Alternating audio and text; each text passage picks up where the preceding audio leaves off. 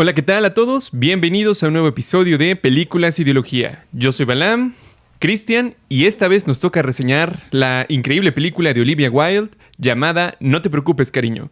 Como otras ocasiones, hacemos el recordatorio de que esto es un análisis ideológico de las películas, así que no criticaremos como tal la película, cómo se hizo, sino más bien los mensajes ideológicos que tiene dentro.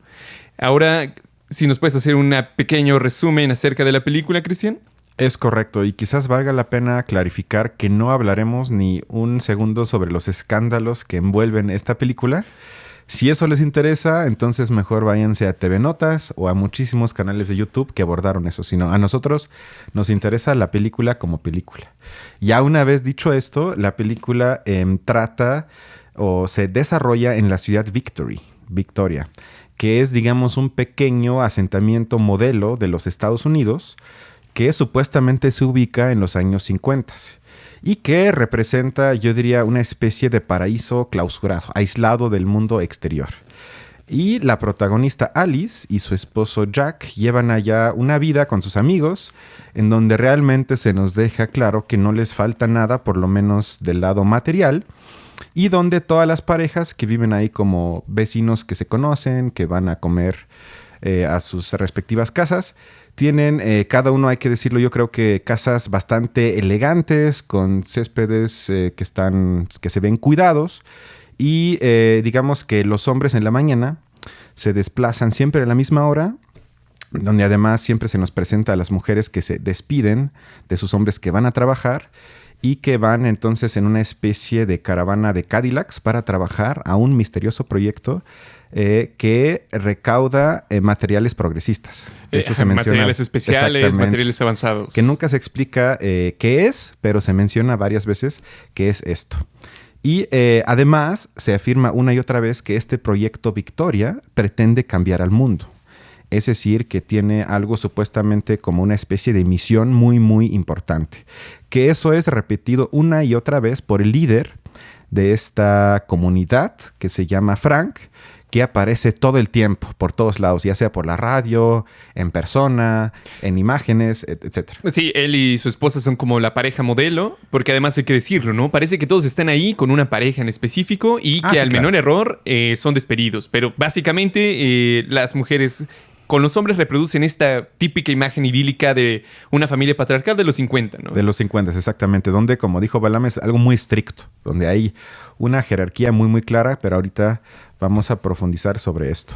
Y mientras los hombres se van a trabajar, como ya dije, las mujeres pasan el tiempo en la piscina, limpiando, cocinando. Bebiendo bastante. Bebiendo.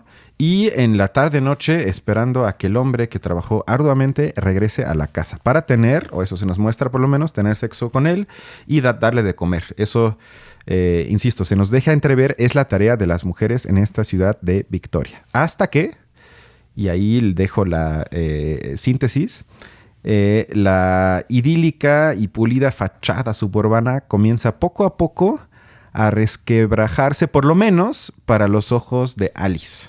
Porque toda la película, por lo menos en parte, se nos presenta a través de los ojos de la protagonista, que es Alice. Sí, habría que decir que es interesante que la actriz Olivia Wilde es también la directora y productora de esta película. Que es la mejor amiga de la protagonista. Efectivamente, Alice. Y que conforme pase la película, iremos viendo que tiene un protagonismo esencial, tiene un papel interesante.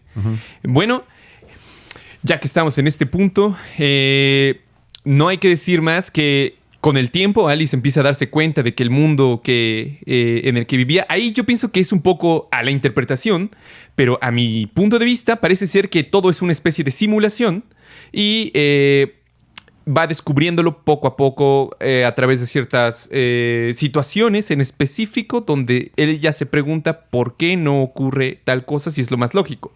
Como cuando ve pasar un avión que se cae y se derrumba y el conductor del autobús no quiere ir a verlo. Entonces esa clase de cosas empiezan a producir en Olivia... Sí, es Alice. Más bien Alice. Alice, sí. Empiezan a producir en Alice una gran cantidad de dudas acerca de su mundo específico. Angustia, sobre todo porque hay un elemento, hay una persona llamada Margaret que es tachada, digamos, de loca frente a los demás, pero que realmente está tratando de gritarles: estamos en una simulación. De que algo está mal. Sí. Algo no está bien, esto no es real. Y entonces comienza con una pregunta que me parece bien interesante. ¿Por qué estamos aquí? Y inmediatamente Frank retoma esa pregunta y a mí me gustaría empezar como mi comentario con esa pregunta. ¿Qué hacemos aquí? Porque Frank, el jefe, digamos, patriarcal de todas las familias que están ahí, no evita la pregunta, sino lo que trata de hacer es responderla con... Dice que es una muy buena pregunta. Exactamente, además. Y lo responde con un gran mensaje ideológico, ¿no? Que a mí me suena muchísimo a mensajes como de autoayuda, porque lo que dice es, ¿por qué estamos aquí y por qué no estar aquí? ¿No acaso estamos cumpliendo nuestro gran objetivo de llevar a cabo el progreso? Estamos cambiando el mundo, además, ¿no? Este programa en general, explicita Frank, se está haciendo para crear materiales especiales, ¿no? Que van a ayudar a la humanidad a su progreso. Y en tanto que eso, nosotros estamos haciendo como todo lo mejor posible y el mundo es perfecto. Y tenemos que seguir en ese sentido. Entonces está correcto preguntarse qué hacemos aquí, pero lo importante es qué haces tú aquí y qué haces para que el mundo sea mejor. Digamos que responde a una pregunta con una respuesta muy ideológica que le es muy funcional al mundo en el que está Frank. Es correcto. Y además, sobre esa misma escena, que es además la parte en la que se nos introduce al personaje de Frank, porque si bien lo escuchamos en la radio prácticamente desde el minuto 1, ahí es la primera vez que lo vemos. Y como bien dijiste, cuando Olivia, la rebelde, hace la pregunta, ¿qué estamos haciendo aquí?, él baja las escaleras de forma casi dramática, como una especie de mezcla de villano de James Bond y empresario de Silicon Valley, por ejemplo. y señor Burns. Exacto. Y me llamó la atención, que es además, yo siento algo que atraviesa toda la película, son formas de hablar. Porque si algo hace Frank, que me parece característico del tiempo actual, es que habla de forma profundamente paternalista. Como una mezcla de, digamos, gurú, pero también tiene una parte donde hay expresiones pues, prácticamente fascistas, cuando él grita de quién es el mundo y la gente o los hombres le gritan nuestro, y lo repite como 5 o 6 veces. O sea, ahí hasta parece tal vez hasta un agitador de masas. Pero también al mismo tiempo, como también ya bien lo mencionaste, es también al mismo tiempo un coach motivacional de autosuperación, donde se repite una y otra vez la frase, sobre todo a través de la radio, que es muy importante liberar nuestro potencial. Y esto creo que tú lo compartes, nos recuerda obviamente a este rollo profundamente neoliberal, que todos tenemos un potencial secreto que tenemos que liberar, que tenemos que trabajar, que hay que estudiar toda la vida, mejorar toda la vida, ser mejor cada día. Y él lo repite. Entonces, esta tríada en el discurso que él encarna me parece muy interesante, porque creo que es una manera de la directora de alguna forma, no sé si deconstruirlo, pero quizás hasta de burlarse de esa forma de hablar, porque es una forma de hablar muy poco democrática y horizontal, sin que yo diga que siempre tenga que ser de esa manera, sino es una forma siempre de arriba para abajo, que además está envuelto en algo aparentemente muy amable. Que eso es lo curioso, y eso me parece el truco, porque él siempre, y ya casi termino con eso, él siempre habla amable y casi siempre te manda un abrazo, tiene una voz muy afectiva, aparentemente empática, etcétera, etcétera. Y creo que son formas de hablar que vemos en estos nuevos tipos de jefes empresariales, que ya no te hablan supuestamente como jefe, sino como amigo, como cuate, que tú eres parte de la empresa, y que esconden entonces la relación de poder y la jerarquía, y por tanto la relación profundamente autoritaria que todo el tiempo sigue existiendo. Y creo que en la película se muestra eso. Es cierto, de alguna manera esta cuestión de superación personal, digamos, sustituye una lucha o una posible lucha que pudiera haber del sujeto con respecto de su mundo. Digamos, las personas que están ahí en esa comunidad, vamos, necesitan algo con lo que vivir, algo contra lo que luchar. Y entonces la lucha que se les ofrece, o digamos el discurso que se les ofrece, es la lucha contra sí mismos, ¿no? Que tienen que liberarse de sus ataduras, que tienen que hacer como toda esta cuestión filosófica budista, ¿no? De soltar los deseos especiales, todas estas cuestiones como negativas de tu propio cuerpo. Entonces la lucha se encarna de ti contra ti mismo, por superarte a ti mismo, y ya de esa manera salva la cuestión de que se pongan a discutir sobre el mundo. ¿Por qué discutir del mundo? Me parece que en algún momento, incluso cuando empieza, fíjate, nada más comenzando la película, hay una especie de radio que repite estas frases todo el tiempo, ¿no? Que es muy similar a un coach. O sea, se suena bastante similar.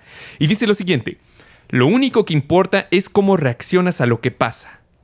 Eso me parece fundamental, porque eso es una de las máximas, por ejemplo, de la filosofía estoica. Que realmente, como tú no puedes controlar lo que pasa en el mundo, solamente importa entonces lo que tú puedes hacer con respecto a lo que el mundo te da. Es decir, solo importa cómo reaccionas tú. Realmente no puedes cambiar el mundo, debes dejar que el mundo sea como es, y tú, en una posición como mucha más pasividad, debes de más bien reaccionar o tratar de controlar tus reacciones ante las cuestiones o las motivaciones negativas del mundo. Eso prácticamente te desvincula con respecto a cuestionar tu mundo, ¿no? Entonces, esa filosofía parece muy buena. Pero además, en esa misma escena, Frank, pues hace algo que a mí me parece fue monumental para cerrar ese pequeño encuadro de duda, que es cuando mete la cuestión del amor. Porque en algún momento uno hace como un chiste de, me parece como de insinuación sexual hacia su esposa. Y entonces uno de los que están oyendo, olvidándose completamente de la pregunta, dice, ¿qué pasó, Frank?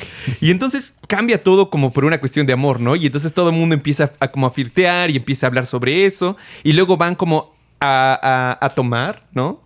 Que eso también parece ser como un elemento que la directora parece sugerirnos. Es de las cosas que más como que los neutralizan a los sujetos, ¿no? Todas las mujeres son de alguna manera muy ebrias. No recuerdo si los esposos en específico se hace hincapié en ello, pero al menos las mujeres comparten casi siempre bebidas y están borrachas al terminar, ¿no? Entonces, eso me pareció como muy interesante. Cómo la diversión y las escenas románticas de alguna manera buscan complacernos también a nosotros como audiencia para darnos, o sea, como que estamos inmersos en ese mundo, ¿no? De hecho, las propias escenas, hay una escena en específico en la que Alice está con Jack en la casa y le está empezando a cuestionar, y entonces Jack sobrepasa ese momento o sale de ese momento empezando a besarla, ¿no? Y con escenas así como románticas, como de sexo y todo lo demás, se ve como una cuestión idílica. Y algo que te comentaba antes del programa, Cristian, de que a mí me parece que quizás no fue fortuito que eligieran a Harry Styles para el papel del esposo, ¿no? Me parece que él fue la segunda opción después de otro, pero es muy interesante porque él es como el modelo de chico guapo junto con Timothée Chalamet, no recuerdo. Chalamet, creo. Sí, el que sale en Duna, por ejemplo, ¿no? Sí, entonces ellos son como los modelos típicos o de guapos en este momento, y se me hace muy sugerente que la protagonista tenga de su esposo a Harry Styles y vive en un mundo prácticamente casi perfecto, como para completar la redondez de este mundo idílico, ¿no? Que sea completamente deseable, en el que tienes todas tus necesidades satisfechas, consigues placer, tienes al hombre de tus sueños, ¿no? Todo parece como perfecto. Sí, que esto me parece un truco, porque cuando comienza la película, a menos que ya hayamos leído cosas antes, realmente la directora nos lleva a una trampa que se podría decir una trampa de la nostalgia. Porque construye un pasado obviamente romantizado, donde incluso la estética es demasiado perfecta, todos los colores, los peinados, los drinks, todo parece demasiado perfecto, insisto, que estás viendo y dices, ¿a poco así era? Y esta estética tan chocante, luego nos enteramos que todo eso tiene su explicación, pero quedándonos en la misma escena en la que Frank sale por primera vez, también me saltó mucho una palabra que usó varias veces, que es la de caos, donde dice, esta comunidad lo que trata de evitar o de lo que trata de salvar a la gente que forma parte de ella es el caos. Y esto me recordó un poco al ideólogo principal o de los principales de la extrema derecha a nivel mundial, que se llama Jordan Peterson, que escribió un libro que se llama Las 12 reglas de la vida, donde tiene cosas tipo regla 7 es arregla tu cuarto, y no es broma. Entonces, él también usa en el libro, perdón, muchísimas veces el concepto de caos.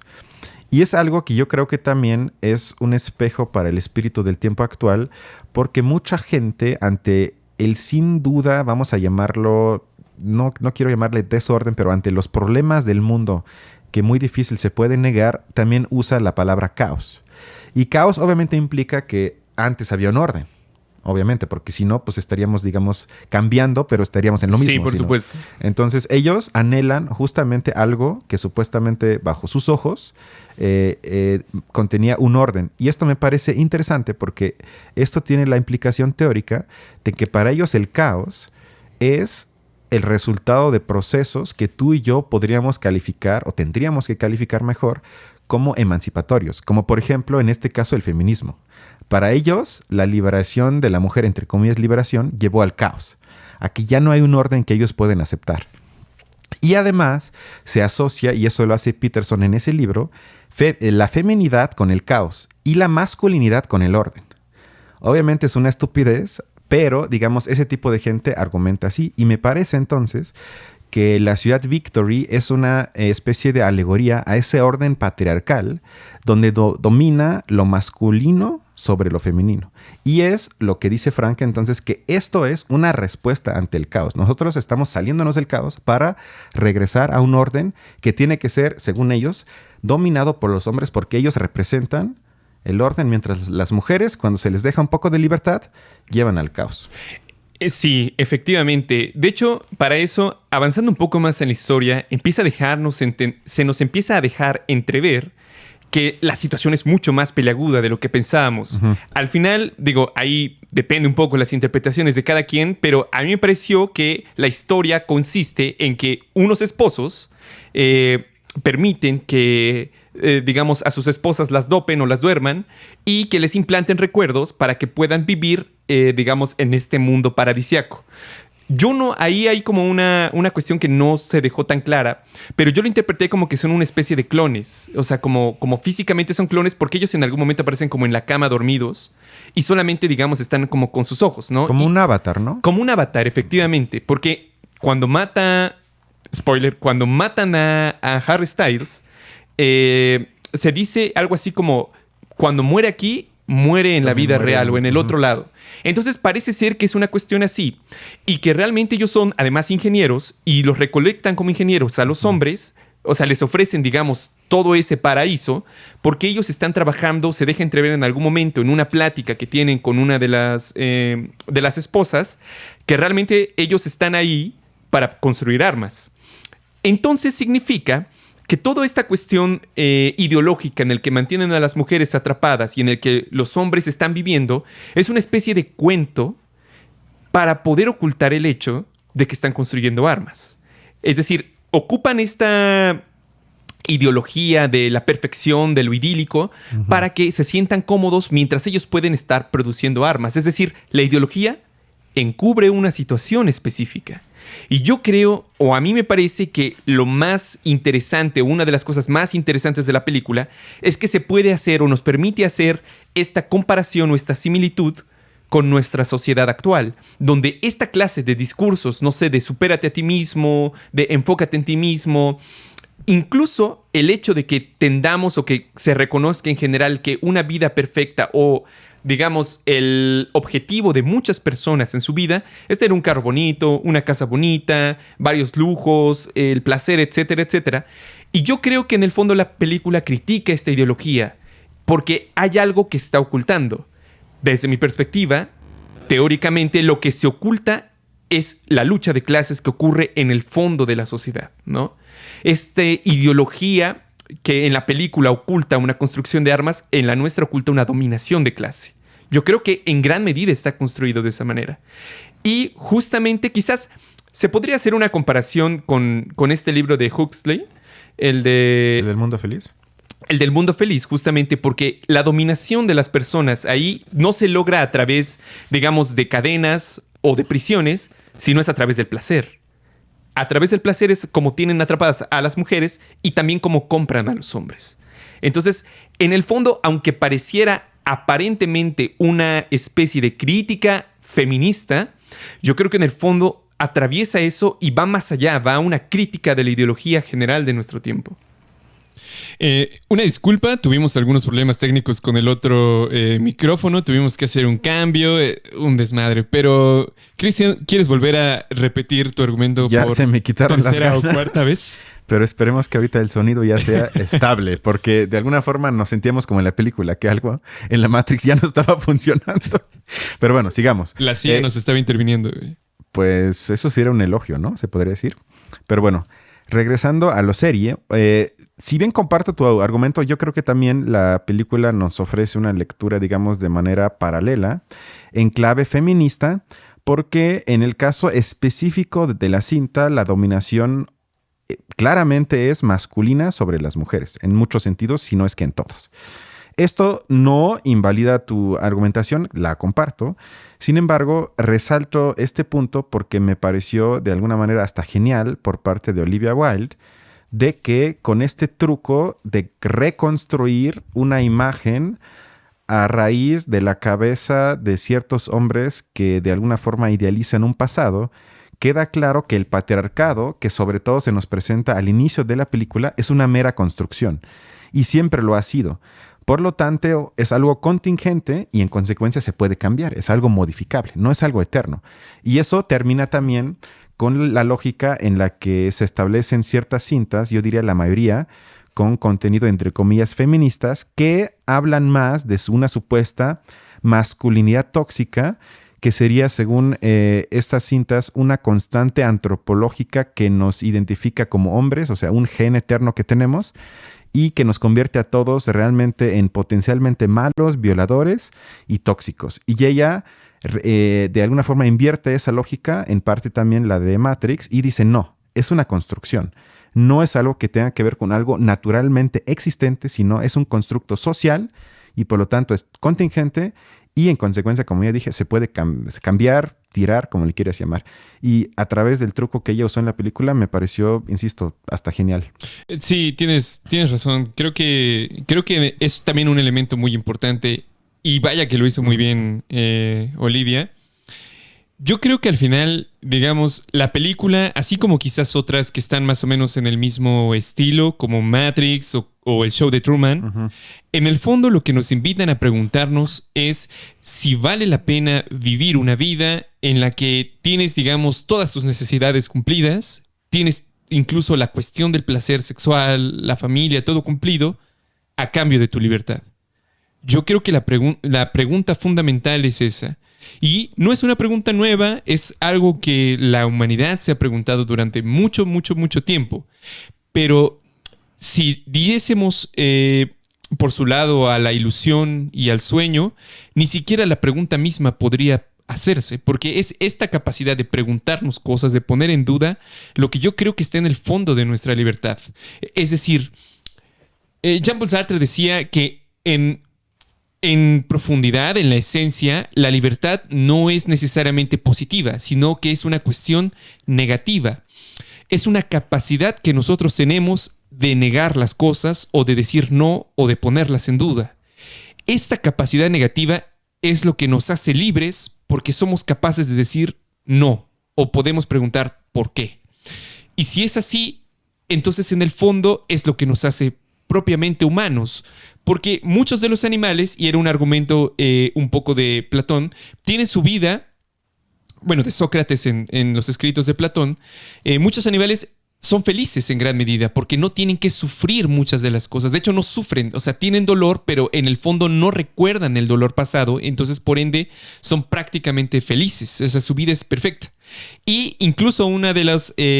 ahora me recuerdo, una de las alegorías, de las metáforas más bonitas de Borges, es que los animales en el fondo son inmortales además, porque ellos perpetúan su existencia a través de todas sus generaciones, mientras que la vida humana, como conciencia, como individuo, solamente la tenemos en este momento y es finita. Somos, digamos, conscientes de que podemos morir. Y no solo eso, sino que además podemos provocar nuestra propia muerte con ese propósito, cosa que no se ha demostrado que suceda entre otros animales. Entonces yo creo que en el fondo la pregunta es por la libertad y si vale la pena una vida feliz sin que seas libre, aunque uno pudiera poner en duda de si una vida sin libertad podría ser feliz, ¿no?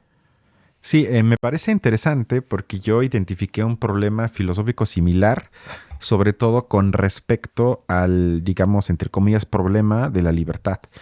Porque me pareció que la película también se puede entender como una crítica a la democracia liberal que en el fondo yo hasta le llamaría fetichiza el consenso, o por lo menos se basa en el consenso. ¿A qué me refiero? Es que si nos imaginamos y nos situamos en los años 50, pero en la realidad, si haríamos un viaje en el tiempo, creo que tú y yo compartimos, y también la gente que nos ve y escucha, que en ese entonces, en casi todas las sociedades donde reinaba ese tipo de patriarcado, la aprobación, por lo menos en mayoría, era muy alta. Es decir, la mayoría apoyaba ese tipo de estructura, también dentro de las mujeres. Es verdad. Y esto lleva entonces a la pregunta interesante y muy complicada: ¿cómo se puede justificar de manera filosófica la rebeldía de Alice? Porque desde la óptica de hoy nos parece obvio y apoyable, por lo menos para la mayoría. Tampoco para todos, pero para la mayoría. Sin embargo, en ese entonces se abriría una dicotomía aparente entre aceptación social, el que tiene su raíz en el consenso, y la rebeldía individual representada por Alice. Y también se representa en la película, me parece otra vez de forma muy brillante, esa presión de la conformidad, porque a Alice se le dice a través del psicoanalista, bueno, del psicólogo que sale, que está loca, que está histérica. Sus amigas en la película dicen, es que no te quejes, todo está bien y vas a estar bien y todo es perfecto. Es decir, que se construye esa presión de conformidad que creo que también existe en nuestra vida, que seguramente te ha pasado o nos hemos visto que nos ha pasado a los dos mutuamente, que cuando criticamos algo, cuando quizás algo no nos parece y lo criticamos con argumentos, hemos tachado o somos tachados, y a mucha gente le pasa lo mismo, como loco, como alguien que va en contra del orden, en contra de lo establecido, que podría llevar a un caos o algo que no vale la pena. Paréntesis en eso. Me parece fascinante lo que estás diciendo porque Alice, en el fondo, cuando está sufriendo eso, se le dice que es histérica. Uh-huh. Y justamente en la época, por ejemplo, de Freud, cuando comenzó el psicoanálisis y toda esta cuestión, las mujeres era una enfermedad, la histeria, que solamente le pegaba a las mujeres. Es decir, solo las mujeres podían ser histéricas. Y en la película, la histeria es la forma en que las mujeres se dan cuenta que el mundo está mal. Uh-huh, exactamente. Eso es brillante. Es brillante de parte de Olivia. Estamos de acuerdo, sí. Y esto también me lleva hasta a Kant, que él planteaba, sobre todo pensando en la Ilustración, la pregunta o el incentivo de tener la valentía de pensar por uno mismo y de decir, como diría Kant, de salir de nuestra minoría de edad en el sentido de pensar sin que uno acepte autoridades nada más porque ya existen. Y este tipo de problema filosófico, entonces, insisto, es de alguna forma atacado por Alice en la película porque ella no acepta el consenso social existente y se preocupa por saber más. Que ahí hay una línea delgada entre esa voluntad, quizás hasta necesidad de quererse salir de lo establecido, y las mentes conspiranoicas que también están presentes, que argumentarían en una lógica muy similar, es decir, yo veo detrás de la cortina, yo veo la verdad, ustedes son los borregos, yo quiero saber más. Sin embargo, me parece que lo que Kant diría y lo que también hace Alice en la película, que es una lucha por el conocimiento. No es una especulación basada en emociones donde se personaliza algo que es estructural, sino ella sí tiene una necesidad, ella quiere saber. Ella no quiere fijarse en emociones, culpar a una persona, sino ella tiene una necesidad más o menos genuina de querer saber. Y creo que en ese sentido no es en el sentido de los conspiranoicos. Pero la pregunta es, y yo no sé cómo contestarla, es ¿cómo podríamos justificar? Porque Habermas diría, bueno, ¿qué tenemos que hacer? Todos tenemos que dialogar de manera horizontal hasta que haya un consenso, y el consenso es el que se debe de aceptar incluso por la gente que no lo votó y que no lo aprobó. Y así más o menos se permite la vida en sociedad, que yo comparto. Sin embargo, abre la problemática. ¿Qué pasa con figuras como Alice, si aceptamos que lo que es lo más importante es el consenso enfrente, y eso sería para la filosofía la pregunta, de la verdad? Porque me parece que lo que representa Alice es la lucha por la verdad. Y esto nos lleva a otro problema que lo hemos platicado en este espacio, de que para argumentar así como yo lo estoy haciendo, no puedo terminar en el mundo postmoderno donde no hay verdad y donde todas las opiniones son igualmente válidas, todo el pensamiento vale lo mismo y donde ya no hay falso, verdadero, sino todo es completamente subjetivo. Sino si yo afirmo de que la posición de Alice es verdad y se justifica justamente por esa por ese paso, por lo menos como acercamiento a la verdad, porque ¿qué es lo que diría Kant? Que lo que hace Alice nos lleva por lo menos un poco más cerca a su imperativo categórico que dice, en síntesis, que nunca usemos a otros seres humanos como medio, sino siempre como fin. Y no diría que Alice llega a esa expresión en su máximo sentido, sin embargo, es un paso hacia allá. Y bajo esa lógica, parados, argumentando como Kant, podríamos decir que ella, aunque no tenga la mayoría, aunque ella sea la única que se queja, ella es, en este caso específico, dueña de la verdad en contra del consenso establecido. Y por lo tanto se justifica su rebeldía. De hecho, esa rebeldía me parece, así como lo planteas, me suena muchísimo a la última fase de la vida de Sócrates, ¿no? Que también él, al final de su vida, toma una decisión que es prácticamente irracional para el resto de sus compañeros, ¿no? Y de hecho va en contra de la gran mayoría de la población. Se enfrenta en un juicio contra su ciudad y su ciudad la declara culpable. Y él asume su responsabilidad y asume su libertad y dice, yo no voy a huir, voy a enfrentar por lo que creo y esta es mi decisión. Cuestión que para el resto de sus compañeros que querían sacarlo de prisión se aparecía como irracional. Sin embargo, él, digamos, en fe de esa creencia que él tiene del conocimiento y de lo que él pensaba que era su libertad de él toma esa decisión de entregarse y morir.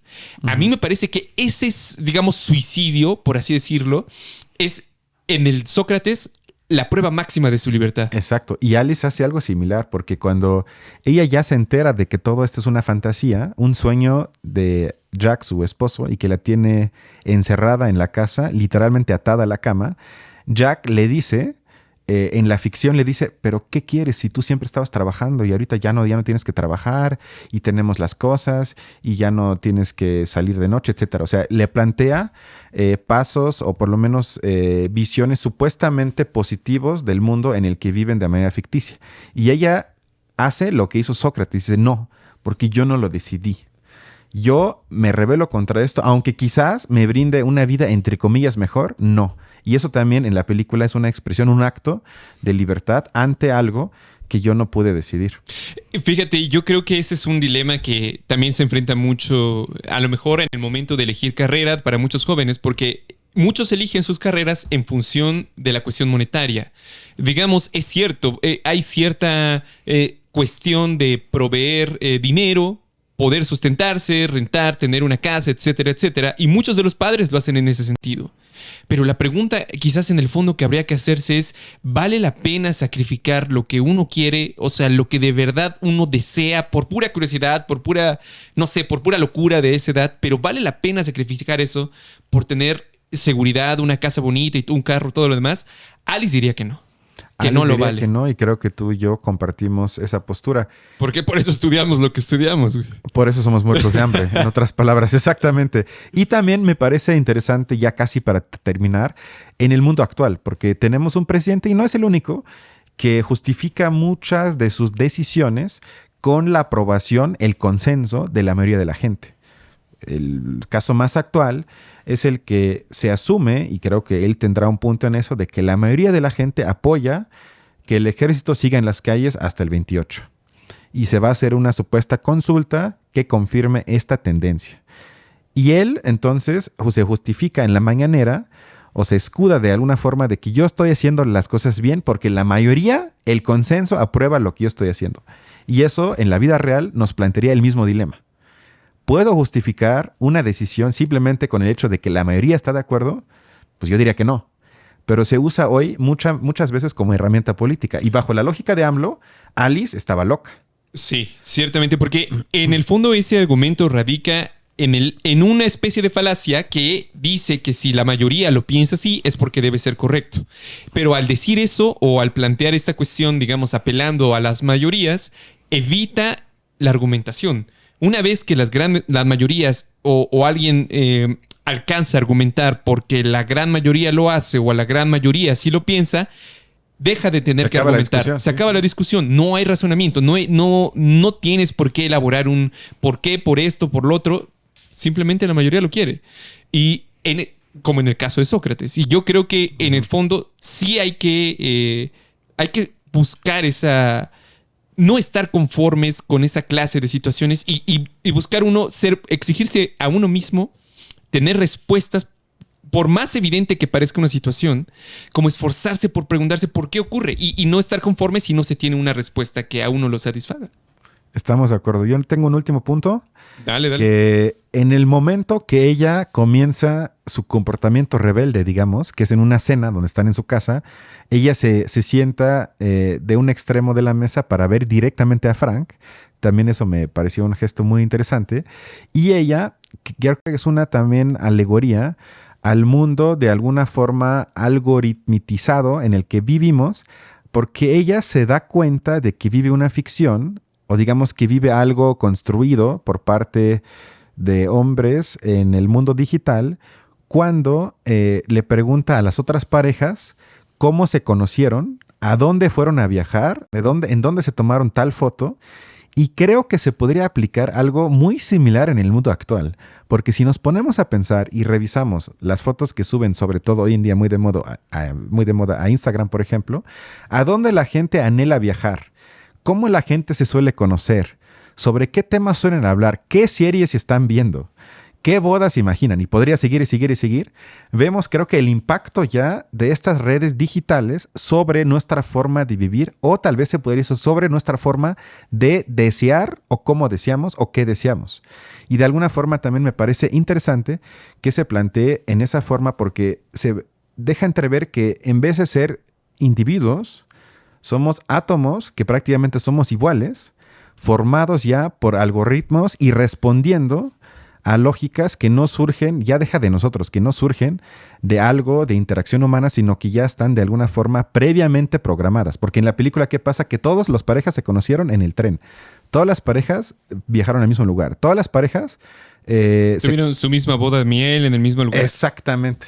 Y creo que eso, más allá de algo curioso en la película, creo que la vida real no está tan lejos de eso. Sí, bueno, es un tema largo porque uno podría argumentar que hay tendencias a hacerlo en función de las sociedades. Digamos, es muy común a lo mejor que en la sociedad de China se conozcan de cierta manera y a lo mejor en la sociedad europea de otra manera, etcétera, etcétera. Pero estoy de acuerdo que es un tema muy amplio que a lo mejor estaría bueno tratar en otra ocasión. Es correcto. En fin, ¿recomiendas la película? Por supuesto que sí. Claro que sí, tienen que verla. Y no escuchen a los críticos de YouTube que acaban de escuchar un análisis más profundo. No, y menos la gente que no la ha visto y dice que es mala por los escándalos que la envuelven. Esa gente simplemente, perdónenme, es estúpida. Sí, totalmente. Una obra de arte no se puede juzgar por su autor o por el contexto en el que se llevó a cabo. No. Una obra de arte ni siquiera por el tema de la misma obra de arte. A veces es por la propia técnica. Pero Exacto. bueno. Entonces, si pueden, vayan a verla. Vale la pena. Hasta luego. Hasta Nos la vemos. próxima.